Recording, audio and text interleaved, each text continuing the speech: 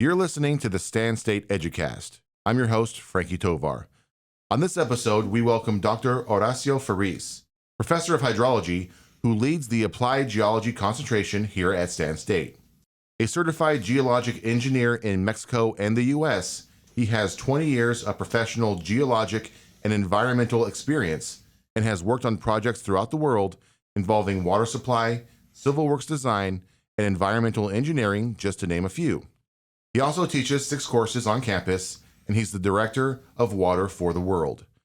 He's a bona fide water expert, and that's why he's here to talk about water in California. And we have a lot to talk about because water has long been a chief issue in California for a variety of reasons. Without further delay, let's welcome Dr. Ferriz.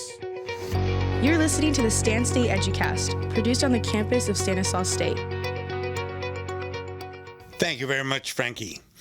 Thank you for the nice introduction. Before we get into the ever-prescient topic of water in California, let's get some more background information on yourself. You're a certified geologist.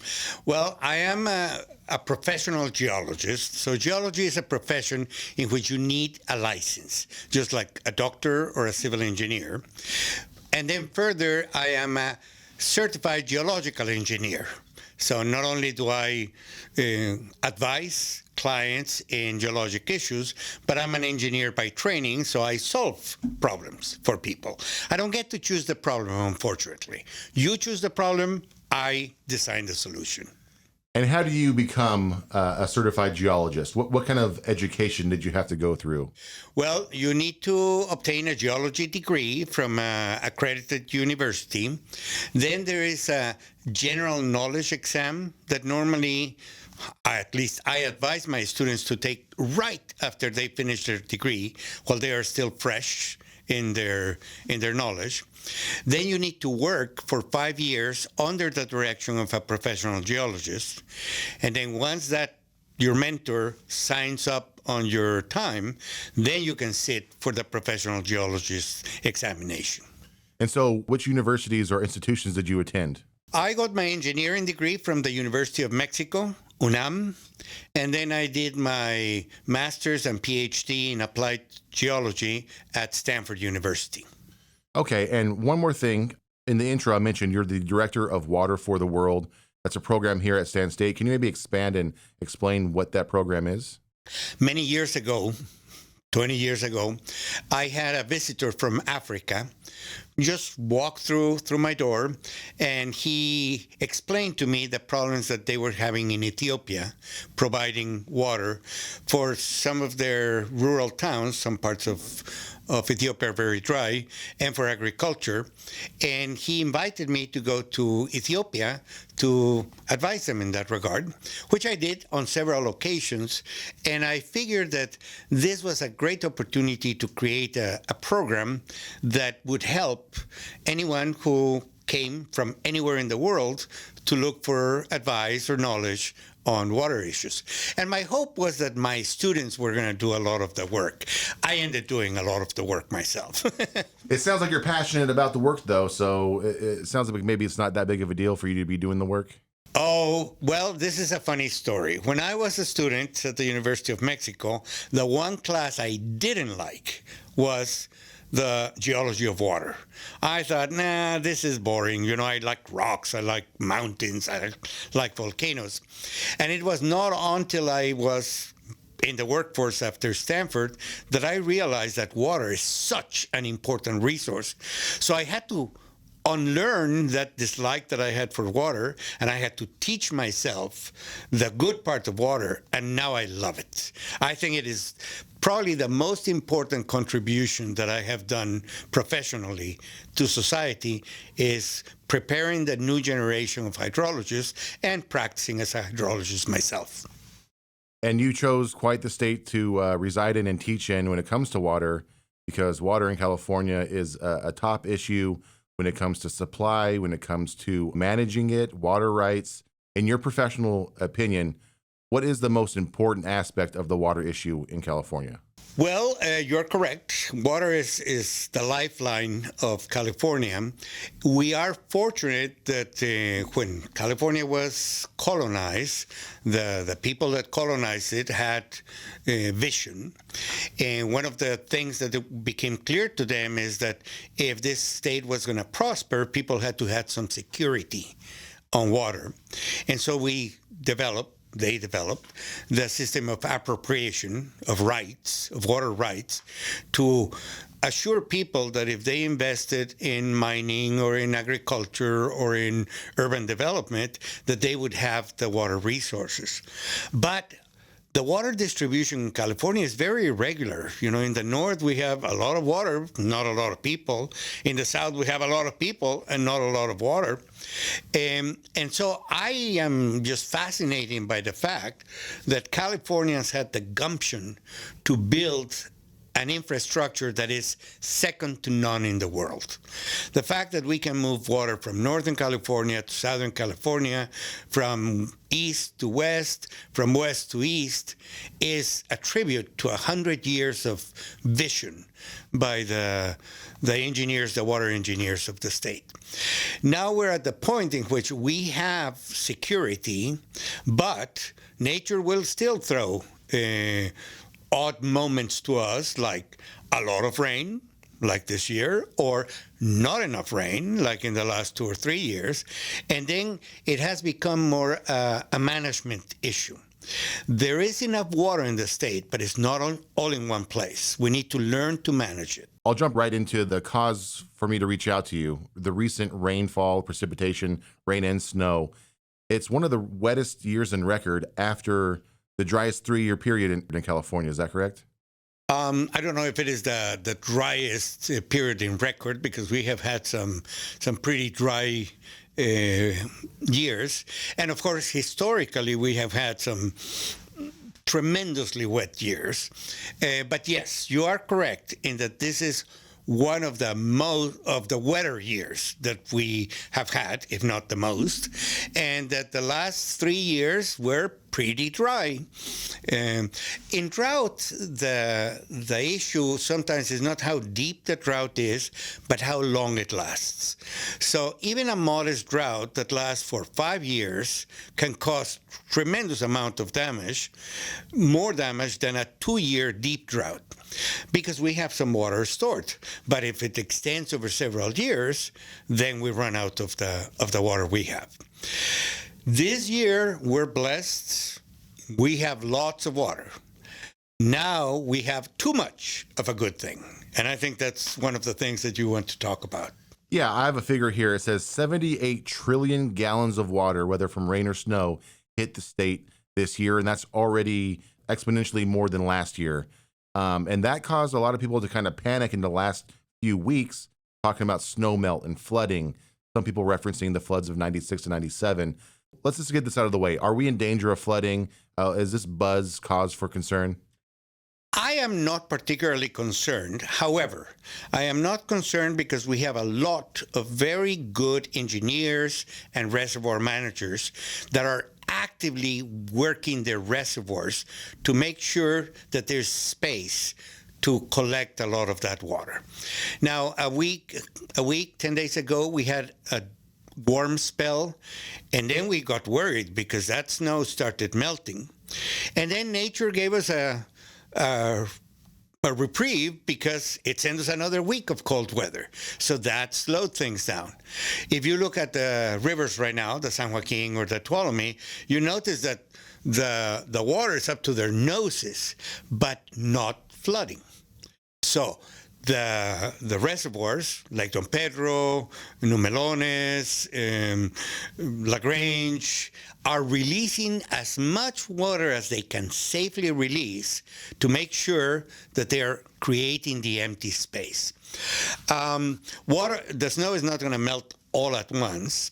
So what I expect is going to happen is they're going to keep a close tab on how much water is coming in so that they can release almost as much without causing problems. Now, some of these reservoirs, all of them have flood control purposes, but the main purpose is irrigation. And you know that irrigators don't like to release water that they are not going to use. So in a certain way, they are hurting right now. All that beautiful water is running out into the estuary, but it's necessary. And they understand that, and so everybody's doing their share in terms of preparing for this release. It's kind of a little sad that we don't have more opportunities to store it. And that's a topic that we need to discuss at length. For the time being, I would say no panic. Let's let the people that are managing the water flow do their job. Don't do anything silly. This is not a year to go canoeing in the Tuolumne or the Stanislaus. Just let the river do its thing. And hopefully it will do it efficiently so that we don't have to deal with problems. With the concern kind of pushed to the side, does that mean that 2023 is a saving grace for California? Are we coming out of the drought, or is this just a continuation of the jagged line? Right. I'm glad that you mentioned the jagged line. If you look at precipitation over the years, and we have records that go back to 1870, 1860, the precipitation has gone sometimes very high, sometimes very low, sometimes a couple of years in a row of high precipitation, and sometimes 5 years in a row of very low precipitation. So it is a jagged line. Nobody can say what next year is going to be, but what we can say is that this year indeed has been a saving moment because all the reservoirs are going to be full, and there's a lot of water that is infiltrating into the groundwater basins. I wish we had more infiltrating. Here in Turlock, we have kind of a very good system in which a lot of our parks are basins. So the park is underneath. You see the kids playing soccer way down there. All those holes have been used to collect water, and the water has been infiltrating into the groundwater basin, which is a great place to store it. I wish we had more of that. Up in Sacramento, they have what is called the Yolo Bypass. It's a low point in the river, has been engineered that way, so that when the river is high, the water flows into agricultural land and just sits in there. So if you take right now a drive from Sacramento to Davis, you're kind of running on a lagoon. It's like, where did this lagoon came? This is this excess water, and it's infiltrating and it's storing. We like that. We need more structures like those in which we can recognize areas that we can spread water without causing serious damage, and letting it feed into the groundwater. One way or another, this year our groundwater basin got a very welcome shot of excess water.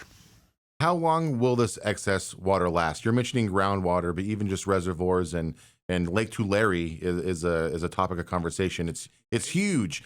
So how long will this excess water last? How long will, for instance, Lake Tulare be as large as it is now? Well, I suspect that Lake Tulare is going to disappear during this summer. Once again. But that water is going to be feed into the groundwater basin. I'll mention in a moment, groundwater is our saving grace. The reservoirs that we have in the States, we have several large reservoirs. They are probably going to have enough that the next 2 years, even if it doesn't rain, we will have water for whatever we need. Now, of course, if it doesn't rain a lot, we need to be a little bit more parsimonious. Right now is the time to let water into the rivers. We need to get rid of the excess. If next year it doesn't rain as much, then we need to start being a little bit more careful with the use of water. But for the next couple of years, I don't think we're going to be in dire straits. If we last more than 2 years in a dry spell, then we're going to have to rely more and more on groundwater. Now, that's a little bit like losing your job, and you have no more income. So you're going to live from your savings. That's that's fine. That's what savings are for. You want to live out of that water, but you cut down in the expenses, right? If you're not earning money, then you don't eat out so often. Maybe you don't buy yourself a new pair of expensive tennis shoes. Same thing with groundwater. If we're going to rely on our groundwater because our reservoirs are low, then we need to be more efficient.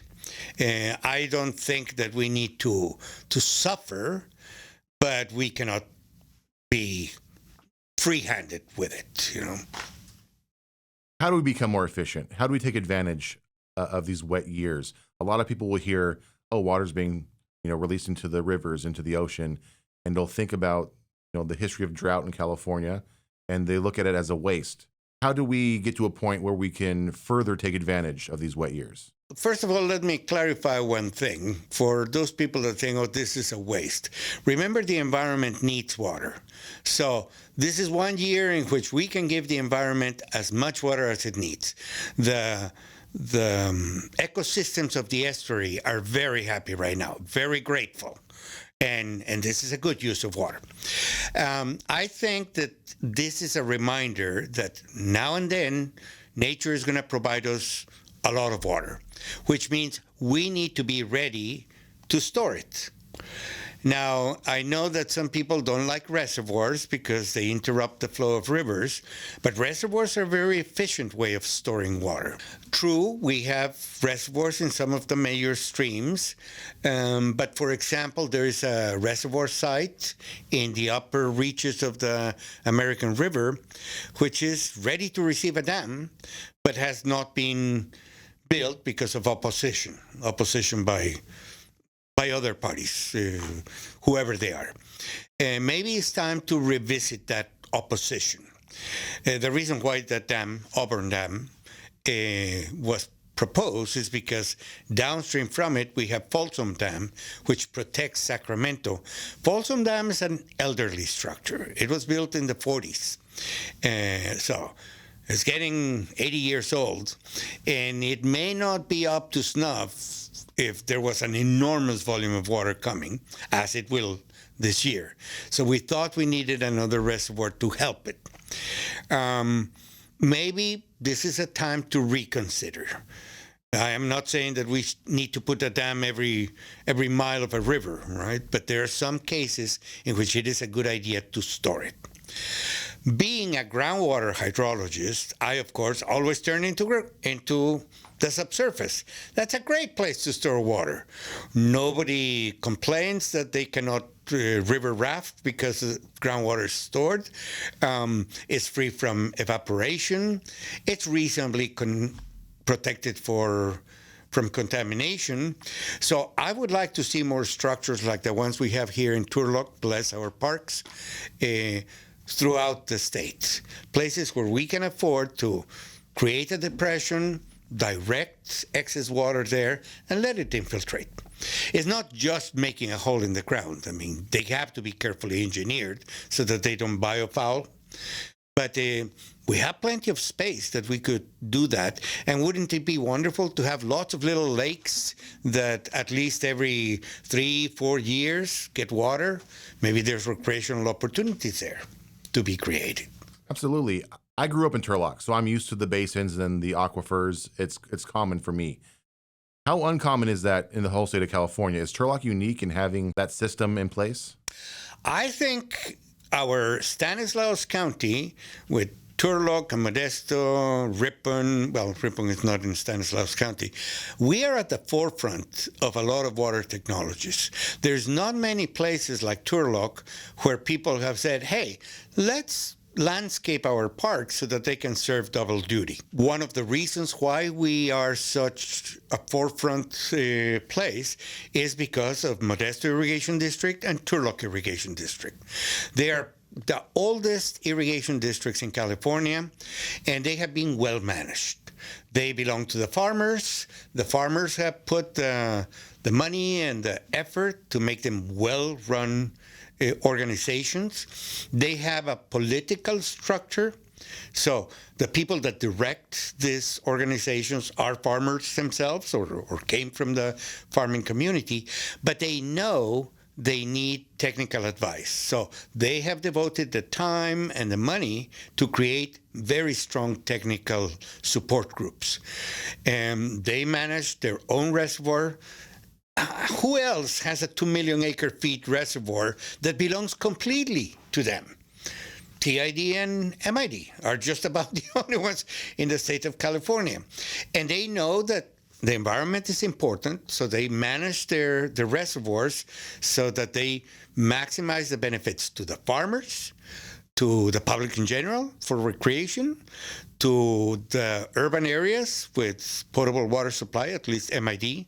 TID will soon be doing that. And to flood control.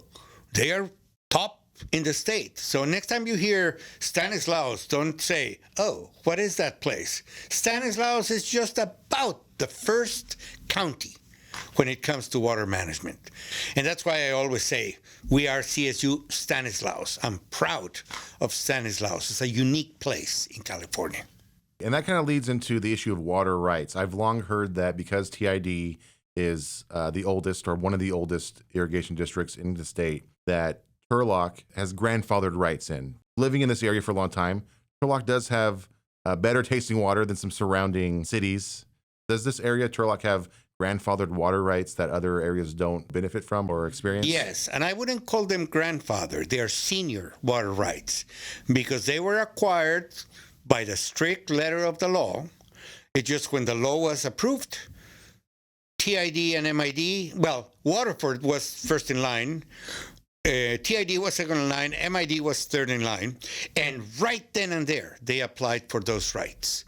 So they are not only the oldest water right holders, the seniors, but they are completely legal, completely within the regulations of the state of California.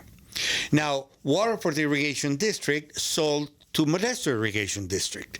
Remember, Waterford Irrigation District was the first in line. So when they sold to MID, then MID became the first in line. I mean, this is a trivial issue. The fact is, yes, we have the oldest appropriators in the state of California in the form of our two irrigation districts. When the nation was young, and they came from the east. In the east, there's lots of rivers, there's lots of rain. Water was common good. They said, hey, anyone that has frontage to the river has the same right as anybody else. So it was more a location right. But moving west, where there was not that much water, the forefathers of the nation thought, well, not the forefathers, in the mid-1800s, thought we need to encourage immigration to the West, and the way to do it was to offer first come, first served when it comes to water. You go west, young man, find the water you need, and it will be protected. It's yours. It's your right. And you will be the senior, and anybody that comes later will have to either take what you are not using or find some other source of water. One restriction, the water has to be put to good use. You cannot waste it. And that's important because it's the same idea when TID and MID got their rights, it's the same rules. You're first, you're senior, guaranteed. However, the water has to be put to good use. If you don't use it, you lose it. So as we are moving out of being an agricultural community to a mixed urban, industrial, agricultural, both TID and MID are interested on keeping their rights by making the water available to others that need it, selling it, but that's beneficial use, that's good use. So Modesto Irrigation District 20 years ago offered to provide the city of Modesto with potable water. Great deal. MID is still using the water for good use, and they're making money in the bargain. Turlock Irrigation District was a little slower, but right now they are building a potable water treatment plant where Albers Road crosses the Tuolumne on our side of the Tuolumne.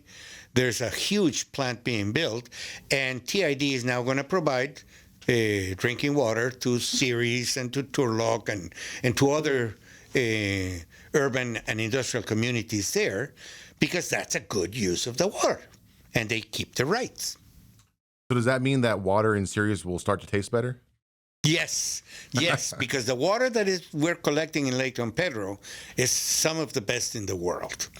One of the reasons why the water in Turlock is tasty, or in Oakdale, is because that's water that was brought from the mountains in the shortest possible route, was then applied to the ground, to our orchards, and now we're extracting it for drinking. So it's very good quality water. Ceres, for some reason, is in the middle. It's far from both rivers, and what can I say? I don't want the people from Ceres to feel sad about this, but it is true that they don't have a very good reputation for having tasty water. I'm curious how other areas of California compare and contrast with their water rights in regards to how it influences water allocation. And I know there's a lot of competing demands for water from various sources. So the water rights apply to surface water. And that's how MID and TID got the rights to the water of the Tuolumne watershed. San Francisco came later, and San Francisco basically pushed himself. A horrible legal battle between MID, TID, and San Francisco. They didn't want them there, but San Francisco got help from the federal government by allowing them to claim water from Yosemite, and Yosemite is a federal park. So much reluctantly, MID and TID had to accept the fact that San Francisco was going to get its water. And later years, you have heard that, is San Francisco going to lose Hetch Hetchy? No, it will never happen. The federal government will never starve a city of its water supplies. Now, groundwater is slightly different. Groundwater, the rule in the 1800s was your land, your water. If you own the land, you can extract as much water as you want and put it to good use. You cannot just extract it and toss it, right? So if you don't have senior rights to water, you can always use groundwater. Groundwater is the ace in the hole, in the sleeve, because it's everywhere. This is changing a little bit because now the counties are beginning to be concerned, and most of them have enacted the water that you pull out of the ground has to be used in your property. We didn't want LA to come and buy, a few hundred acres of land and then extract the water and send it to LA. That's basically it. But you have places like, for example, all that agricultural area near Patterson, between Patterson and Grayson. That area doesn't have surface water. So they have been relying only on groundwater, and there's only so much agriculture you can have. So they created a water district, the Del Puerto Canyon Water District, and they buy their water from the California Aqueduct or from the Delta Mendota Canal, and that's their only source of water. They have no seniority whatsoever. They are kind of the last comer. The aqueducts can say, no, sorry, I'm not delivering you water because I'm going to send it south to more senior clients or urban clients. Urban always beats agriculture.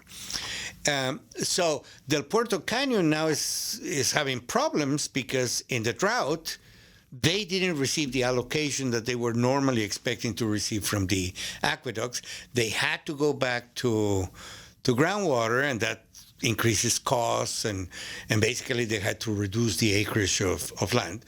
So now they have applied for water from Del Puerto Canyon, which is a very small creek. But they are planning on building a reservoir, a small reservoir. So once they get that allocation, which they probably will because nobody else is using it, they will be able to store their water during the wet years in their own reservoir and use that water for their dry years. So even latecomers have still an opportunity of accessing water. I'm wondering, because there's been talk for a very long time about drought in California, its relation to climate change, a lot of future projections that maybe aren't the most optimistic. A lot of people are afraid of things getting worse. How would that potentially affect the already complex issue of water rights and water allocation here in the state?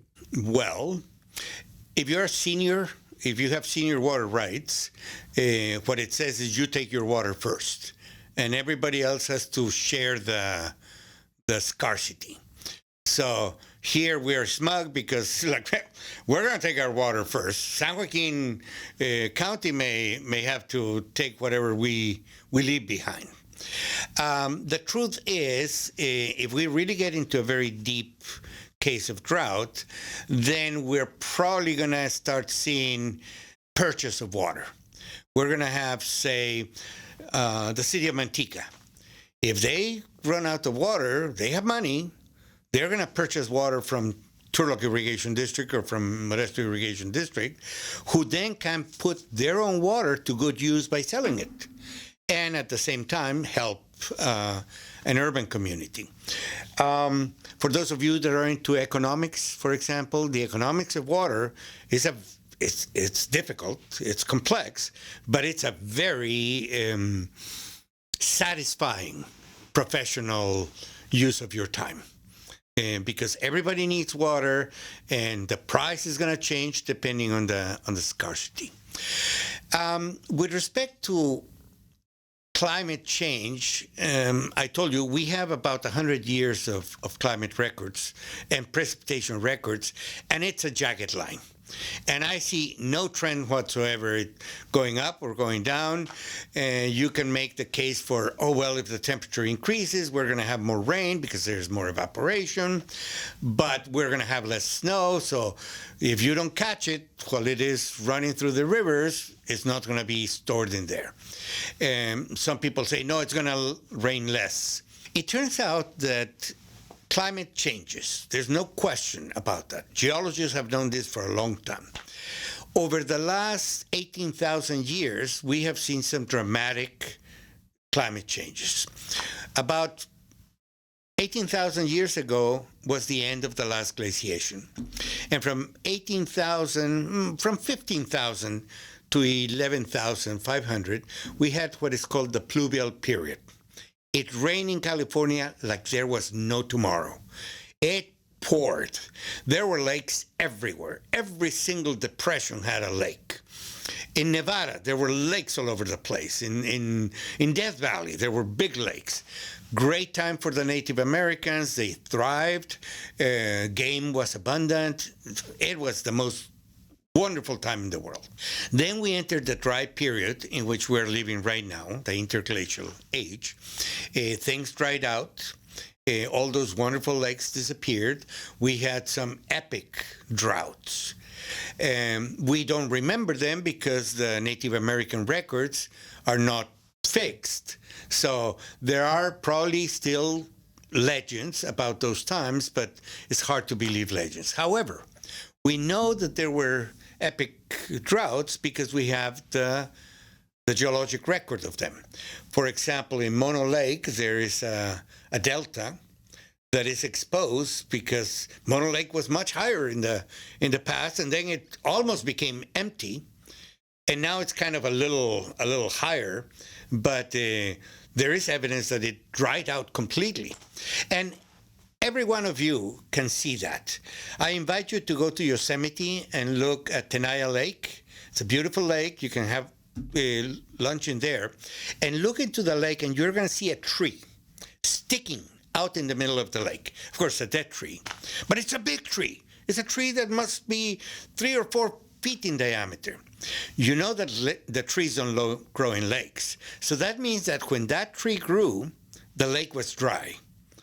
And this tree grew probably over a period of 100 years to become such a big a big tree. Archaeologists have gone and drilled through that tree, and they had analyzed the samples for radiocarbon, and that tree apparently grew between 950 and 900 years ago. So we had a drought of 50 years, a big drought. And then we had another one of 150 years in 1400 to 1300 or something like that. So drought is nothing new in California. Mega droughts are nothing new in California. We are blessed that in the 100 years of history we have here, 100 plus, we have had droughts of 4 years, 5 years, and we're dying. Let us get a 10-year drought, and we're going to have to start pulling out orchards, and maybe we'll have to move to other parts of the state so that the population is lower. We're going to have to be very careful with our groundwater resources at that point. And that would involve things like maybe getting rid of lawns, replacing them with rock lawns a la Arizona. What other ways could we preserve and recycle water so that we're not wasting it? Well, what you said makes perfect sense. In fact, we should start doing it now. We should replace all the front lawns with native California vegetation, with pretty rock designs, and keep the green lawn in the backyard so the kids have a place to play. Absolutely. I also support keeping public parks green, because they are the great equalizer, you know.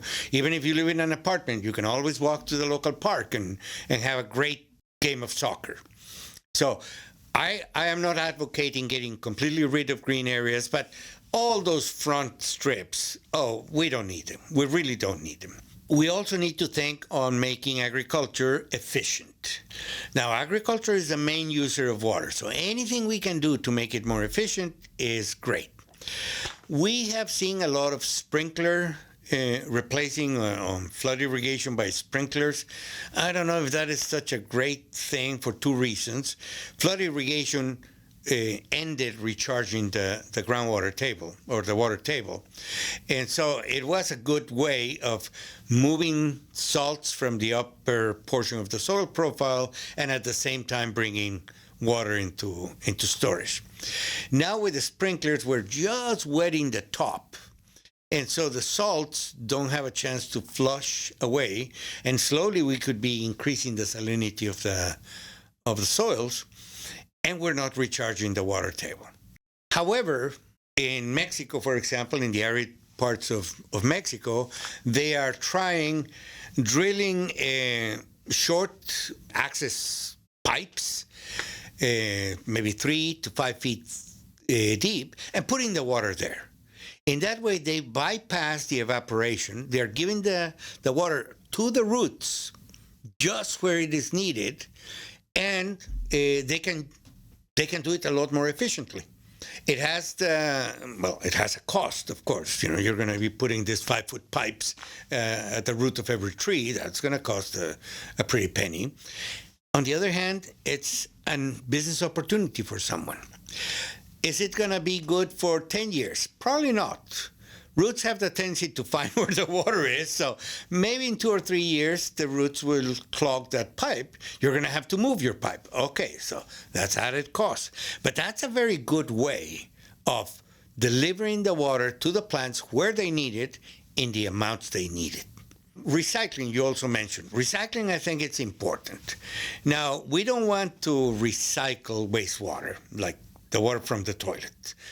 Has a bad rap. It's pee-pee water, and people don't want pee-pee water. As much as we clean it, they say, no, that's pee-pee water. So we may not want to drink it, but you know what? That water is great for landscaping. All those parks could be irrigated with treated wastewater, no problemo. We could also use it for things like sprinklers in the lawn, maybe for the washer and for the washing machine, for showers even, because the water is treated to a high level of purity. I don't think we should drink it. I agree with you. It's pee-pee water. But for everything else that we use water, for air conditioning purposes, for space heating purposes. It's perfectly good water. Industrial, power generation, perfectly good water. Ripon is a leader in the reuse of water. Very good city engineer 20 years ago convinced the city to install a purple pipe system. So now they have two types of pipe: the white pipe, which conducts potable water, and the purple pipe, which conducts recycled water. And there's purple pipe all over the city, so people can connect to the purple pipe for the purposes that I mentioned. We have a little bit of a problem with do-it-yourselfers because, I want to plant some veggies, and the closest pipe is the purple pipe. I will just punch a hole. No. Let's not do it for vegetable growing. Okay, for that one, let's use white pipe. But the concept is brilliant, and I think we're gonna more and more we're gonna use it. We also can use massive amounts of recycled water to recharge aquifers because the soil profile is like a giant filter. Anything that the one molecule of pee-pee that was in the water would never survive transfer through the vadal zone. During our pre-production meeting, though, you mentioned how you are hoping that this crazy weather leads to another glaciation. Can you maybe expand on that? What you mean by that, and what the results of that could potentially be? Sure. So, in the Middle Ages, there was a period of very good weather. From about 900 to about 1300 AD, the weather in Europe, in Northern Hemisphere, was beautiful. Perfect. Every year, the rains came like clockwork, and the wine harvest was great. The wine cellars were full. The beer production was awesome. It was great. In fact, it was so good that society kind of stalled because you didn't have to fight for it. There was no reason for innovating. And then the weather, somewhere around 1350, the weather went crazy. There was the rain, which had been so steady, started. Sometimes there was a lot, sometimes there was nothing, sometimes there was this hot, dry weather that would kill the crops, and people suffered a lot during those years. Curiously, the Renaissance happens during those years. So crazy, completely crazy weather. And then at about 1400, we had the start of what we call the Little Ice Age. The weather in the Northern Hemisphere just went south. It was cold. The rivers got choked with ice flows. You remember Washington crossing the Delaware. They're rowing in between ice flows. Nobody has seen ice flows in the Delaware River for 100 years. That was a particularly cold time. And it went from about 1450 to, 1800. Maybe 1850, the Donner Party and things like that. I think they got the tail end of it. So I, as a geologist, would love to see the next glaciation.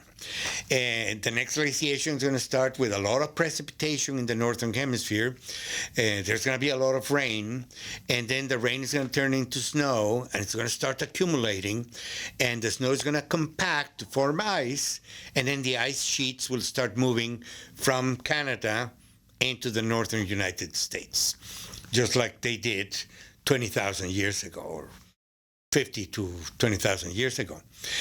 Wouldn't it be cool to see something like that? Maybe what we are concerned about global warming is just the indications that Mother Nature has that, hey, I'm getting ready for a really surprising change. And you guys don't have an idea of what is coming my way, your way. What are the odds of that happening, though? I mean, are you able to predict something like that? Would a change like that happen instantly, or would it gradually happen where we could observe it and prepare for it? Well, again, let me go back to what we know of that change that happened in the in the Middle Ages, or the change that happened at the end of the last glaciation 18,000 years ago, or at the end of the pluvial period. In all those cases, the change was fast. Like within 30 years, we went from glaciation to pluvial.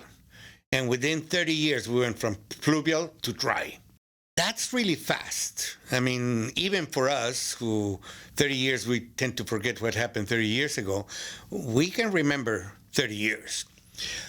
What could be causing that? I don't know that I can predict it, but I can give you a possible explanation for this. What controls climate is the oceans. The oceans are the largest reservoir of heat. Not only do they store heat, but they can release it through evaporation, and they can move it around. And they are moving all the time. So I think what happened to start an ice age is that the Gulf Stream, which goes from the Gulf of Mexico along the east coast of the United States, and then crosses the Atlantic and splits. Part of it goes toward England, part of it turns around toward Africa. The Gulf Stream becomes stronger and delivers more warm water to the higher latitudes, to England. Then the fog gets particularly bad in England. But that's because there's more evaporation. So there's rain. All those umbrellas that you see of the Victorians carrying around, that's because there was a lot of rain. On the other side of the Atlantic, a lot of rain is Canada. It's cold, and that's a lot of snow. And as you get more and more and more snow, you get the growth of glacial ice. Eventually, though, icebergs start happening, the Titanic, right? And so the Gulf Stream cannot go that far north, and it turns short, and then it starves from moisture, the northern hemisphere, and the glaciation retreats. So I think this advance of ice and retreat of ice, advance of ice and retreat of ice, is just showing you the way in which the Gulf Stream circulates through the North Atlantic. So I would keep an eye on the Gulf Stream. If the Gulf Stream is becoming particularly strong, if you're beginning to see a lot of fog or a lot of rain in England, watch out, because that may be the start. And then over a period of 30 years, the process would get settled, and then over the next 100 years, there are going to be the growth of glacial ice. Pobrecitos canadienses, they are going to have to move. Maybe we'll have more of the migration as toward the southern United States, people that are in the north. We are such an adaptable species that we will adapt. And if it goes the other way, if it gets very hot, well, we'll click up the air conditioning a little bit more, and we will adapt to those conditions. Well, I got to tell you, if I was a geology student and I listened to this podcast, I'd be checking out the class schedule to enroll in one of your courses that you teach here at Stan State. We're nearing the end of the podcast. Any final thoughts, anything that we didn't touch on that you think is important? I would like to remind everybody that water is a complex good, an economic good, a social good. So on one hand, we need hydrologists who understand the science of water, but we're in this conversation all together. So the farmers, say through the board of directors of TID, have a say on how we're going to use water. The rural communities have a say on what we're going to use water. There's room for the economists and the sociologists, the artists, the mathematicians. You just have to remember that we need to work on this together. Because water, excuse me, maybe you need to cut this out, but water is like sex. Everybody thinks I am an expert. And nobody's a complete expert. Everybody holds a piece of the puzzle. But in order to manage it properly, we need to put the pieces together. So rather than say, hey, I know it all, I don't need to hear you, it's like, no, I want to hear from you. What are your concerns about the use of this common good? And maybe we can design a solution that is a win-win for everybody. I think, you mentioned my courses, I think everybody in this university should take my class on development and management of water resources. It's one of my most popular classes. It's only offered once a year, unfortunately. My physical oceanography class is also very good in understanding the ways in which water moves around in the world. I have a class on environmental geology where I stress a lot of these environmental issues. And then, of course, for those who really want to get into the nitty-gritty, I have specialty classes like hydrogeology. The geography department has a good class in water and power, and they don't mean electric power, they mean political power. So that's a good class. They also have a class in climatology, which is a good class. I am not sure what poli-sci or sociology or economics have, but if you're in those fields, look around, because water law is extremely complicated. Water economics is extremely complicated, and it's a great source of employment. And the social right to water, to good water, is another incredibly interesting and fulfilling area of professional work. Plenty of opportunities here at Stan State to become involved in water. And if you want to contact me to begin with, I will be glad to point you in some fruitful directions. And real quick, before we end, what opportunities are afforded to students who decide they want to follow the geology or hydrology path? Well, of course, everybody dreams of working for TID till I die, because they are such a good company.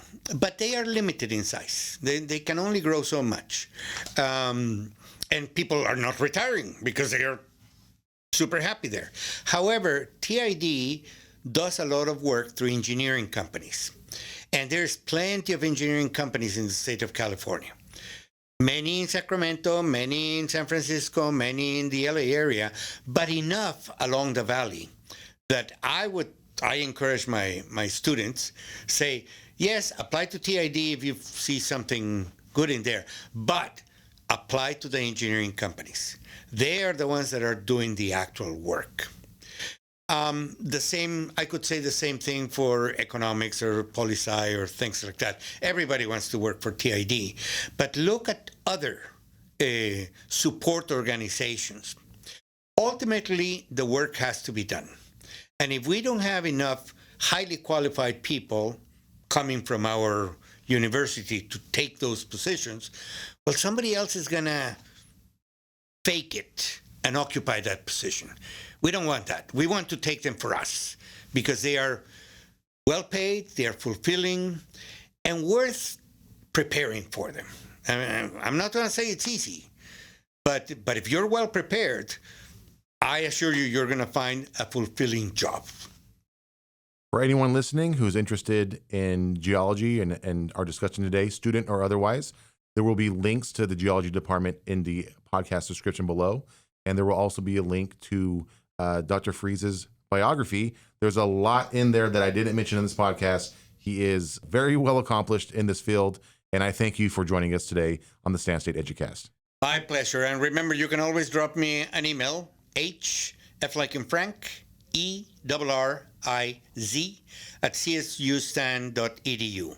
I have a no inbox policy, so I will respond within minutes in most cases to your inquiry. What an episode. Once again, special thanks to Dr. Horacio Ferriz for a great discussion on water in California.